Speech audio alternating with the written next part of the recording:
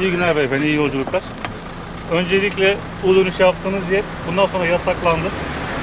Oradan U dönüşü yapılmayacak. Uyarı levhalarımız mevcut, levha asıldı.